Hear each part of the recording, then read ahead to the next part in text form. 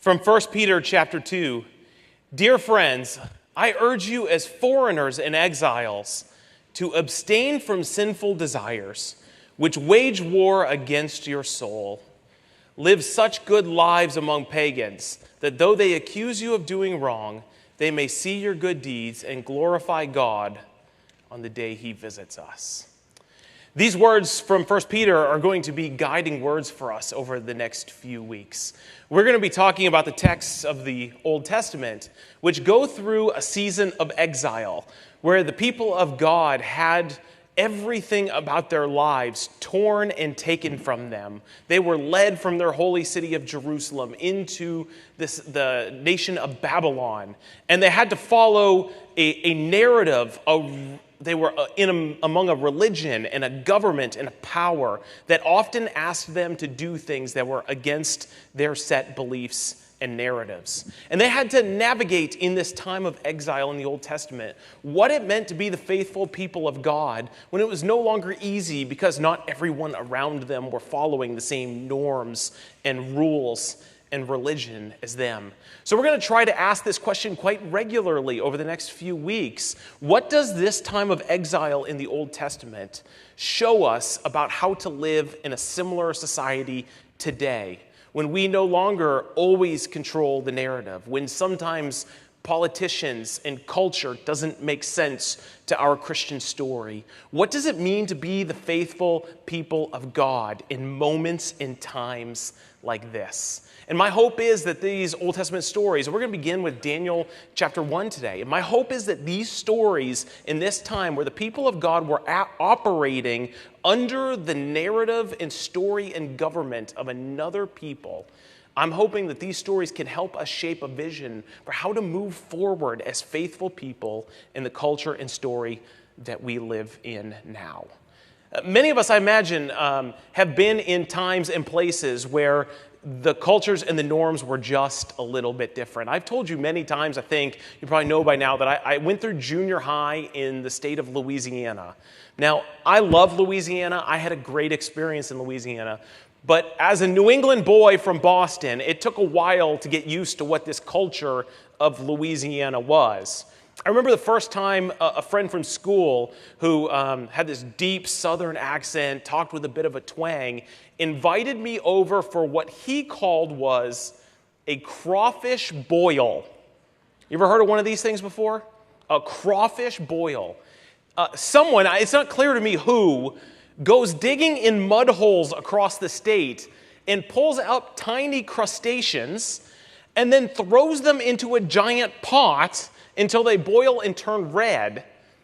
Then they dump them out, crack open the skull, and eat the insides. My friend thought that he was offering me a kind gesture for me to come to one of these things. I was a little nauseous at the idea. I told him that I could not make it, and he said, well, yeah, it's no big deal, just come on over. And I said, I don't think I could do that. I don't think I could put my mouth on no, I don't think so. And he said to me, well, listen, just come over. I'll make you a hot dog. So from then on, I would go to my friend's house over and over and over, and I would always microwave a hot dog for myself and eat a hot dog while everyone else was eating the mud hole crustaceans. I never came to understand that, but yet there was space for me to be present, but different. And it was okay, even comical and fun for the people who invited me to have someone who was just a little bit different amongst them. It brought joy. And my hope is that we as Christians who live by a different culture and by different rhythms and by different spaces and by different lives can be just a little bit different from the culture in a way that brings joy and hope to those around us, that our stories, our lives will be such that it brings glory and honor to God, and that while much of the world seems to be chasing after things that aren't godly, our very presence could make the glory of God present and visible to the world, even if we seem just a little offbeat from what everyone is doing. Pastor Jeff Tavares, who has recently come upon board with us, and he's working on discipleship in small groups. Jeff is super talented. He's just got a great history of Marine service, graduate from the Naval Academy. He's currently a seminary student. I appreciate Jeff's gifts so much, and he's going to come up now and share from Daniel chapter 1 his findings as he studied this week to open the word for us today. Well, thank you, Pastor Tim. I don't know if anybody noticed the brooms that were up here this morning. Norm came up to me before the service, while the service had just started. He said, Is those going to be part of your sermon? I said, well, no, they're not. And I thought, after you saw him move them away, and I thought, well, maybe they were part of the sermon, but it was part of Tim's end to the sermon where he's going to sweep me off the stage. So thank you, Tim, for the introduction. Truth in advertising, I've only done this about 12 times in my life. Maybe a dozen times if I preached. It was to a much smaller crowd. It was to about 30 or 40 people. Don't have a lot of experience. One of the things that they did do, though, at the church that I was at was they filmed me. So I had an opportunity to observe myself up here, and I was really surprised because I was very serious. I had a very serious look, like every time. I was like very serious, and I'm thinking, that's not really my personality. I kind of like to laugh. I like to joke around. But when I was in front, I was thinking, well, I got to figure out where this came from. So a couple months ago, our son, Karen and I, Tyler, some of you know him from when he was here before, he had his first child. And we were heading up there the week she was born. And he said, hey, Dad, can you find some pictures? Can you find some photographs of me when I was a baby? So I was going through the shoe boxes. Your old photographs are in shoe boxes, right? They never make it to albums, really. And so I was rifling through these shoe boxes, and I was kind of surprised. I found a couple pictures of myself. And Jason, put the first one up there. I was thinking, wow, that's a pretty smug look. That's a wannabe tough guy Marine. I was 26 years old. I was at Marine Corps Recruit Depot, San Diego. I was overseeing boot camp at that time. I'm thinking, well, there's a serious look. Maybe it came from my Marine Corps time. I rifled through some more of the pictures, and then this next one came up. And I thought, that's me. That's my smirk, my smug smirk when I'm dating my future wife. I said, well, how far back does this go? How far back does this serious look go? So I found this picture. Next, Jason. And if you look really closely, you can see there's a smirk on my face there in Little League. That's the first guy in there. So all that to say that if I'm serious on the outside, know that most of the time I'm smiling on the inside, okay, as we get started today. As Tim mentioned, the theme is exile, strangers in a strange land. And if I took a poll here today, asking most of you what your first thought is when you hear the word exile, some of you, it'd be a range of answers. Some of you would hear this. You'd hear political and religious exiles of today. You'd hear refugees and things like that. That's what you think of maybe immediately when you hear exile. If you're like me, you grew up in the 70s and 80s, you're going to think of the soft rock band Exile. And some of you can even probably think of their most famous song, which I'm not going to say what that is today. Put your phones down. You can look it up later. Okay? And still others are going to think probably of what really we should think about, what a pastor should think about, certainly, is the exile of the Jewish people, as Tim has already mentioned. God allowing the forced removal of Israelite people from the promised land due to what? Due to their unfaithfulness. In a moment, we're going to read the scripture from Daniel 1 that speaks of King Nebuchadnezzar's forced removal of select Jewish youths to become his servants. But as we think further about what it means to be an exile being defined as the state of being barred or removed from one's native country, typically for political or punitive reasons. That's one of the definitions. It's being a stranger in a strange land. But there's this underlying sense that you're a hostage. And certainly the exiles felt initially, anyway, that they were hostages, that they were prisoners. So even though they were in a strange land, they weren't free to return. Even if they enjoyed certain freedoms as a refugee in another country. Unfortunately, there are numerous examples of that today in our world. I don't need to explain all those to you, but you know what they are. You've heard them. We talk about it today. Exiles, refugees, immigrants that are exiles. But I want to use an example today to illustrate this point that's a little more serious example, actually. I won't call it parallel, but what it does is it describes in how we are to function, how we might function under adverse conditions today in a post-Christian culture. The story is perhaps of the most famous prisoner of war in Vietnam.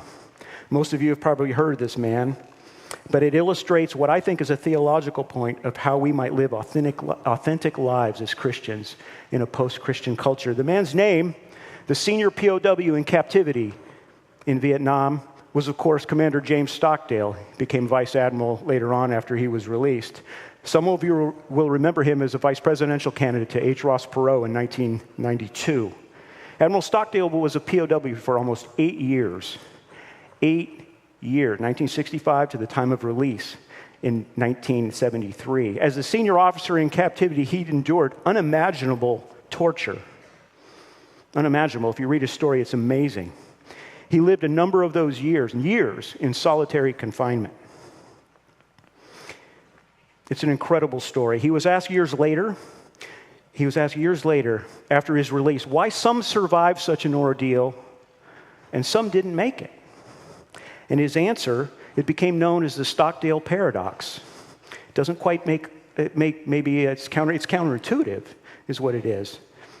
Here's what it is in a nutshell. He said, those POWs who held to extreme optimism and hope of immediate release died of a broken heart. He says they would say, we're going to be out by Christmas. And Christmas would come, and they weren't released. Then they would immediately say, well, we're going to be out by Easter. And Easter would come, and they weren't released. It's kind of interesting to me that Admiral Stockdale uses Christmas and Easter, which are Christian holidays, as if the North Vietnamese, which were not Christian, would care to release anybody based on a Christian holiday. That's just an aside, but I found that kind of interesting. But this is how they would go about their lives, this immediate hope, and they'd be tortured in the meantime. And eventually, when they were forced to face the reality of their current situation, where they were, that they were prisoners of war and had to live day to day, they couldn't take it. And they succumbed. And they essentially died, as Admiral Stockdale said, of a broken heart. By contrast, those who did survive, he says, held to a belief that they would prevail in the end. Yet at the same time, and this is the paradox part of it, the idea they would prevail in the end, but at the same time, they had confronted the reality of the situation they were in. For Admiral Stockdale, Commander Stockdale at the time, this meant that rather than hoping the situation would end in the near future, he did everything he could to lift the morale and prolong the lives of his fellow prisoners without compromising his integrity as an officer in the United States Navy. Now, I don't think Admiral Stockdale would consider himself a Christian. He died a number of years ago. I think he calls himself a Stoic. I don't know where his soul was at the time. It's not my job to know. That's God's business. He would call himself a Stoic, though, a master of his own fate. But I think there are some really interesting lessons from this paradox for us as Christians living in a post-Christian society. But it comes with a bit of a twist. And that twist we'll talk about in a little bit. But first, what I want to read is the example of the Jewish exile. And we'll turn to Daniel 1 and read about some young men who took a stand for God in the midst of enemy territory. So if you are able, if you would turn to Daniel 1, it's right after the book of Ezekiel, or look at it on your phones, it'll be on the screen. I'm going to read all of Daniel 1. It's 21 verses. So if you would stand, if you're able. I'm going to read it rather rapidly, so please bear with me. In the 3rd year of the reign of Jehoiakim, king of Judah, Nebuchadnezzar, king of Babylon, came to Jerusalem and besieged it. And the Lord delivered Jehoiakim, king of Judah, into his hand, along with some of the articles from the temple of God. These he carried off to the temple of his God in Babylonia and put in the treasure house of his God. Then the king ordered Ashpenaz, chief of his court officials, to bring into the king's service some of the Israelites from the royal family and the nobility, young men without any physical defect, handsome, showing aptitude for every kind of learning, well-informed, quick to understand, and qualified to serve in the king's palace. He was to teach them the language and literature of the Babylonians. The king assigned them a daily amount of food and wine from the king's table. They were to be trained for 3 years, and after that they were to enter the king's service. Among those who were chosen were some from Judah: Daniel, Hananiah, Mishael, and Azariah. The chief official gave them new names. To Daniel, the name Belteshazzar. to Hananiah, Shadrach, to Mishael, Meshach, and to Azariah, Abednego. But Daniel resolved not to defile himself with the royal food and wine. He asked the chief official for permission not to defile himself in this way. Now, God had caused the official to show favor and compassion to Daniel. But the official told Daniel, I am afraid of my lord the king, who has assigned your food and drink. Why should he see you looking worse than the other young men your age? The king would then have my head because of you. Daniel then said to the guard whom the chief official had appointed over Daniel, Hananiah, Mishael, and Azariah, please test your servants for 10 days. Give us nothing but vegetables to eat and water to drink. Then compare our appearance with that of the young men who eat the royal food, and treat your servants in accordance with what you see. So he agreed to this and tested them for 10 days. At the end of the 10 days, they looked healthier and better nourished than any of the young men who ate the royal food. So the guard took away their choice food and the wine they were to drink and gave them vegetables instead. To these four young men, God gave knowledge, understanding, and all kinds of literature and learning. And Daniel could understand visions and dreams of all kinds. At the end of the time set by the king to bring them into his service, the chief official presented them to Nebuchadnezzar. The king talked with them, and he found none equal to Daniel, Hananiah, Mishael, and Azariah. So they entered the king's service. In every matter of wisdom and understanding which the king questioned them, he found them 10 times better than all the magicians and enchanters in his whole kingdom. And Daniel remained there until the first year of King Cyrus. This is the word of the Lord this morning. Thanks be to God. Well, there's so much in this chapter worth discussing. We'd be here all day probably if we were to really dig into it, but we're going to focus on three items in the short time remaining. First of all, it's not about the vegetables. Thank goodness, because I don't like vegetables. I don't like cooked carrots. I don't like peas. I don't like them in anything. If they're in anything, that's all I taste. So to me, it can't be about the vegetables. But it really isn't about the vegetables. See, there's been a tendency in Christianity to latch onto some of these types of verses and then to write books about proper diets that are biblically based diets and make it all about that kind of thing. That's not what this is. That's not what this is about. This is about what God is doing in the lives of Daniel and the three boys. And I'm going to just refer them to the three boys from here on out, I think. But it's also, the text says nothing about the dietary law that Daniel was trying to keep by not eating the king's meat or drinking his wine. You see, a lot of times we read this passage and we think, well, immediately he's trying to say the king was trying to feed him pork, or maybe the blood wasn't drained, all the Levitical laws that you'd find. If you really need to get to sleep some night, start reading the book of Leviticus, and it has all that kind of stuff in it. Okay, but a lot of people say, well, that's what he was really talking about. That's why Daniel didn't want to eat it, because the king was trying to feed him that. And that's not the case either, because the Bible doesn't say that. We have to read the word with what it's telling us, and it doesn't talk about that at all. So there's no prohibition, if you're really not convinced about that, about the meat part. You say, well, maybe it could be the meat. It's the wine wasn't prohibited at all. So why was Daniel rejecting the wine? And later, if you need even further convincing, go to Daniel chapter 10, verses 2 and 3. Because there, Daniel was eating the meat. He was eating choice meat again by that time, later in his life, and he only was abstaining for 3 weeks of mourning. So see, it can't be about that. So what would it be about? What would it be about? Daniel chose to take a stand on this issue because it is what he felt God called him and the three boys to do. You know, as he took, according to what the text says, it was the Israelite young boys that were taken. The nobility was taken. We have no reason to believe, perhaps, that it was only the four of them. So why weren't the other exiled Israelites expected to abide by this law?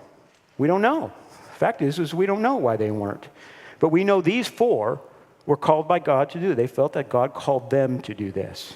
And they were willing to face possible torture and death on this particular issue. And make no mistake, King Nebuchadnezzar was not a nice man. You read the history in 2 Kings and in 2 Chronicles, you'll come to find out he was talk about torture. I mean, he tortured his enemies. And so that brings us to the second point, which is related to this first. Did you notice that Daniel and the three didn't expect everyone else to do what they were doing? There doesn't appear to be any in-your-face shouting directed towards the pagans who were in training along with them, nor towards any fellow Jewish lads. Daniel had conversations with those in charge to tell him his intentions. So he even talked to the royalty that was there, or the folks who were serving the pagan servants of the king. Tell them attention. He asked the guard to simply test them for 10 days. 10 days on a vegetable-only diet. If you think about that, I doubt that 10 days on a vegetable diet you'd really notice much of a difference in anybody at that point in time. So what would this be? This can only be described as God's work in them to make it very obvious. I don't know whether it was they had a ruddy complexion, maybe they were really ripped by the end of 10 days or something, they looked really fit. You don't know, but somehow it was very obvious to the guard that this diet was not causing any ill harm to them, that he wasn't going to get in trouble for it. But it was God's work. It was a miraculous work that God showed Daniel, showed the others actually, but showed Daniel especially, that his faithfulness was being rewarded. Daniel and the others accepted the rest of the training. This is the third point. They accepted the rest of the training in language and literature. They didn't reject being given new names. Those new names were pagan names. They were names that reflected the gods of Marduk, which was the god that Babylonians worshipped. So they were related to that. They didn't reject those names, even though in the Hebrew that we have, they continue to call him Daniel, but he calls the other three by their pagan names, Shadrach, Meshach, and Abednego. They completed the training in 3 years in pagan academics. They didn't reject that part of it. They were faithful to what God called them to do, but they were involved in a pagan culture, in a pagan lifestyle. But they held some back. Did you know that a 5-year study, I found this interesting. This was from the Barna Group from 2007 to 2011. They did a 5-year study. It's somewhat dated now. I get that. The percentages I'm going to read to you are probably a lot worse than that today. But this is what it says. 23% of the then 18 to 29-year-olds that were surveyed were agreed with this statement, either completely or mostly. Christians demonize everything outside the church.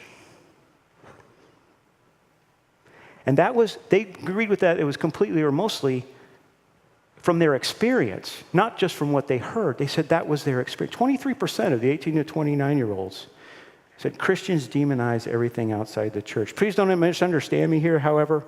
I'm not suggesting that everything our consumer-driven culture, our hedonistic culture does is acceptable and we should be joining in that. That's not what I'm saying. I'm saying we need to learn to discern that compromising our fidelity to God, we need to discern things that compromise our fidelity to God from those that might permit us to be used by Him to influence those around us. Amen. That's right. So what did God do for Daniel exactly here in this story? What did He really do for Daniel? The story says God caused Judah to fall into the hands of Babylon. We don't like to hear that. We don't like to hear that God would cause something bad to happen to His people.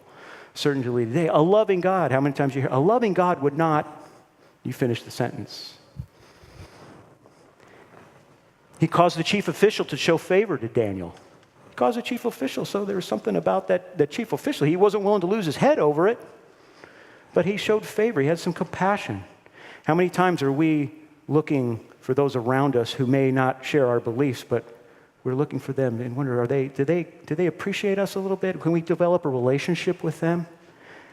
And then God softened the heart of the guard to allow Daniel and the 3 boys to try the vegetarian diet that proved to exceed expectations for their physical appearance.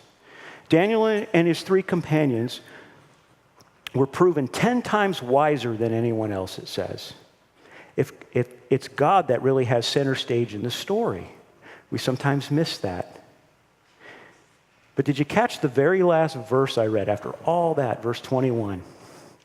The very last verse, it says, and Daniel remained there until the first year of King Cyrus. You see, Daniel lived in captivity all his adult life. All his adult life. Daniel was called up and blessed by God through his faithfulness to help preserve a remnant within a strange land by contributing from within the very halls of earthly power. He did so by not compromising his devotion to God, but also by participating in the inner workings of that pagan ruling class. And I know Tim's going to cover some of the forthcoming chapters of Daniel. And it's going to talk about some of those very things that he did, how he influenced the ruling class, and at times caused them to believe in the God of Israel. Imagine that Nebuchadnezzar and the kings of Babylon and eventually of Persia as well, at times they believed in the God of Israel, but it didn't last them, but he still did. He was able to influence it to preserve that remnant. So where does this leave us today? What are we supposed to do in light of what we thought was a culture sympathetic to Christianity at the very least, if not outright supportive of it? The truth is I can't tell you what exactly you're called to do. I know this, Christ challenged us to go into the world and preach the gospel. In fact, he commanded it. It might be through acts of great responsibility and challenge, such as Daniel experienced, or it might be in very small and humble ways, probably like you and I will experience. Most of us will likely never have our lives threatened for our faith. But there may come a day when we lose our jobs or lose our ability to worship corporately and have to resort to secret house churches like today in China. I don't know what the future holds in a post-Christian culture. There are a lot of books being written today about exile, Christian exile. Rod Dreher wrote one here recently. It was called The Benedict Option. It talked about applying certain things about the Benedictine monks of the early centuries of Christianity to our lives today. And there's a lot of good in that. There's a lot of good in it, but there's a sense that we bury our heads in the sand a little bit when we try to do some of that. I don't know what the future holds. I do know that God is alive and working in the world today. Each of us here can testify the fact that God is working here. The very fact that you're here is through the grace of God that causes us to seek answers to life's questions. And that's whether you're a believer here today or not, whether you're just seeking, whether you're just curious, whether you're just trying to find out, is this Christianity thing for real? How's that working out for you, Jeff? That may be all that you're here for, but I tell you, the reason you're here is because of the grace of God that goes before. In Wesleyan terms, we call that prevenient grace. But perhaps what Daniel most appropriately teaches us in chapter 1 is what this theologian, his name is W. Sibley Towner, called an interim ethic, quote unquote. Don't get bogged down by the term, the phrase, the big words, whatever, interim ethic. It's an answer to the question of how we are to live our lives in the interim, especially on the other side of the cross, in the already but the not yet. Christ inaugurated his kingdom on earth 2,000 years ago. Do you know that? The kingdom's already here. Kingdom on earth is already here. But he'll be vindicated. He'll vindicate himself when he returns at the end of time and he makes everything new. There's a new heaven and a new earth at that time. But the kingdom is here today. So the answer, according to Towner, is that you are to, and this is great to me. Listen to this. Listen closely. The answer to how we're to live our lives today is this. You are to live vigorous lives, carrying your trust into the heartland of the oppressor. Beat them at their own game of wisdom and understanding. Contribute significantly to the safety of your people. And glorify God in your faithfulness. Boy, if we live lives like that as Christians, can you imagine how attractive that would be to the world? Yes. Live vigorous lives. Carry your trust into the heartland of the oppressor. We don't have to go too far to find the heartland of the oppressor today. No. We're all living in it. Beat them at their own game of wisdom and understanding. Don't turn away from the arts and sciences because of what we see in the media about the arts and sciences. Learn about the arts and sciences. Be part of the arts and sciences. Have your kids want to get into it as Christians. Teach them how to discern what's good about art and what's good about science. And this is where we return to the Stockdale paradox with a little twist. Actually, it's a very big twist. It's a very big difference. That means the difference between simply a delayed death. Did you catch that about Admiral Stockdale's paradox? He said that we had confidence that we would prevail in the end, those that survived the prison camps. We would prevail in the end. It was they would do it themselves. Their Stoic mindset that it would take go by day and survive the horrendous torture, but that they would prevail in the end. But the thing is Admiral Stockdale passed away too. He ended up dying eventually. We all do, right? So it's not just life circumstances that we're supposed to just grit our teeth and just get through it. We're not just masters of our own destiny. But what we want to do is be able to confront the realities of our current situations and difficulties. And our belief is not that we will prevail in the end, but that Christ will prevail in the end. In fact, Christ has already prevailed in the end through his life, his death, and his resurrection. We already know that. That's the message of good news that we take to the world today. Those who are faithful along the way will be given an abundance, get this, will be given an abundance, not of material things. We live in a world of great material things. Where's that gotten us? Right? We're given an abundance of what we need to fulfill God's purposes so that others might know the risen Christ.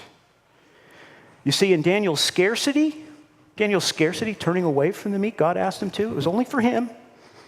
That was his requirement. And Shadrach, Meshach, and Abednego, see, in rejecting the king's meat and wine, he was given an abundance of other things that helped preserve and encourage a remnant for 70 years. He was a servant, essentially a hostage of pagan kings all his adult life, as I said before. But in reality, Daniel was free, even in exile. And this was his reward. If you go to the very last verse, the very last chapter of Daniel, this was his reward. This is God speaking to Daniel. He says this, "As for you, go your way till the end. You will rest, and then at the end of the days, you will rise to receive your allotted inheritance." You don't think Christ was present in the Old Testament?